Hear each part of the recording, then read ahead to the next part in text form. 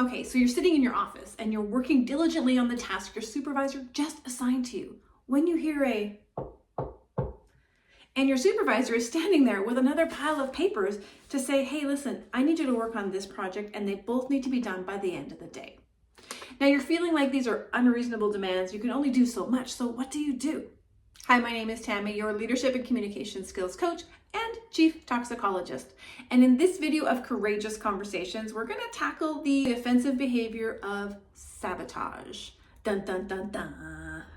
Now, sabotage looks an awful lot like unreasonable work demands, impossible deadlines, blocking applications, and unfair assignments. Hands up if you've ever felt like you have been put in that place where you feel like things have been a little unfair. I'm sure you're going to comment below and let me know all the scenarios that you have dealt with and maybe even share some of your strategies. But in today's video, I'm going to give you a script that you can use to bring forward this issue in a very non-defensive way and get the clarity you need so you can continue to work to your capacity. Here's what I know. When you feel like you've just been dumped on, things are difficult, it just seems like they're getting it off easy and you're working twice as hard, we can feel a lot of resentment towards the person who is creating this environment, towards others who aren't noticing this environment. And so this resentment can erode away in our relationships. And I know you would much rather feel like you can trust your colleagues to help out and that everybody is getting a fair assignment, right? That's what we all want. So just how do you get to the point where you can feel heard and seen while creating a respectful conversation and dialogue around these two seemingly impossible tasks? Here's what you're going to do. Now go ahead and download your 50 powerful scripts to end offensive workplace behaviors. And in here, you're going to find that there is a section called sabotage. There are 10 of the most common offensive behaviors you're going to see and experience. And under sabotage, you're going to see there's a whole host of scripts here. But the one I'm going to select for this scenario is this script. You've asked me to do two things this morning, and I can only accomplish one of these within the timeline. Can you tell me which one is a priority for you? Why do I love this script? First of all, it's identifying that, hey, listen, I'm hearing that there's a couple of priorities for you, and I'm the person who can do them for you.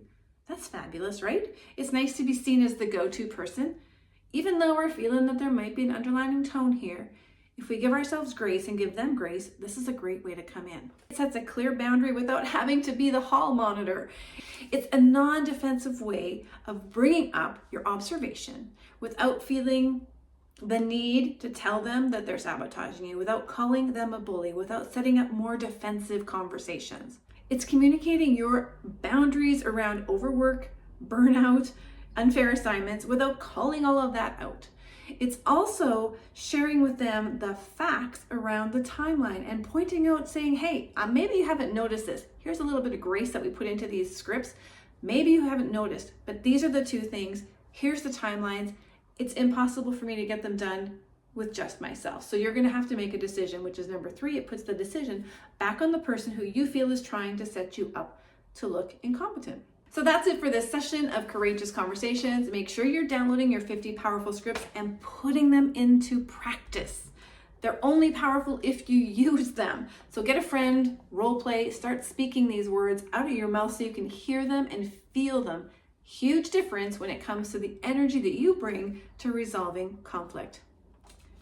Make sure you're sharing this with your friends. I can guarantee you, if you're experiencing this, your colleagues have probably seen it or experienced it themselves. The stats will show that 85% of nurses experience or witness bullying on a regular basis. So we got to get this content into their hot little hands so they can start being part of the solution.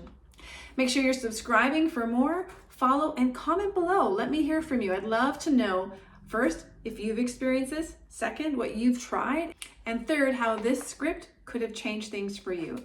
Let's stay connected.